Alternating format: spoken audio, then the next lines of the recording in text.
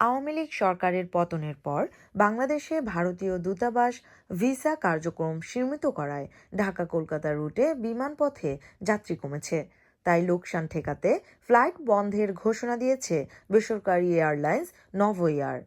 সোমবার নভোএয়ারের head of marketing and sales Mezbaul Islam গণমাধ্যমকে এই তথ্য জানান। তিনি বলেন, ভিসা না পাওয়ায় বাংলাদেশ থেকে অধিকাংশ যাত্রী ভারতে যেতে পারছে না। ফ্লাইটগুলোতে যাত্রী অর্ধেকেরও কম। সেজন্য সোমবার থেকে কলকাতা রুটে ফ্লাইট সাময়িকভাবে বন্ধের ঘোষণা দেওয়া হয়েছে। ভিসা কার্যক্রমে গতি এলে এই রুটে ফের ফ্লাইট চালু করা হবে বলে জানিয়েছে মেজবাউল। নভোএয়ারের আরেকজন কর্মকর্তা বলেন, ঢাকা থেকে কলকাতা রুটে আগে প্রতিদিন একটি করে সপ্তাহে 60টি ফ্লাইট ছিল আমাদের। মাসে প্রায় 2000-এরও বেশি যাত্রী যাতায়াত করতেন। বর্তমানে এই রুটে 3টি ফ্লাইট চলছে, তাতেও লস হচ্ছিল, যাত্রী নেই বললেই চলে।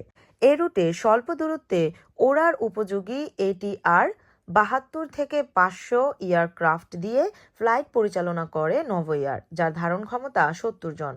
বর্তমানে এর অর্ধেক সিট ফাঁকা যাচ্ছে বলে এ তথ্য দেন তিনি।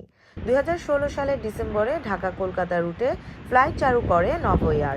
2020 সালে কোভিড মহামারীর সময়ে এই রুটে কিছুদিন ফ্লাইট বন্ধ রেখেছিল নভোএয়ার। ঢাকা থেকে কলকাতা রুটের ভাড়া এয়ারলাইন্স ভেবে 12,000 থেকে 18,000 টাকা।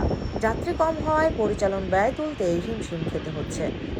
যাত্রী খরায় বাংলাদেশ থেকে আরেক বেসরকারি এয়ারলাইন্স ইউএস বাংলা ঢাকা কলকাতা রুটে 14টি ফ্লাইটের জায়গায় চলছে 6টি এবং বিমান বাংলাদেশ এয়ারলাইন্সের 14টি থেকে কমিয়ে 7-এ নামিয়েছে।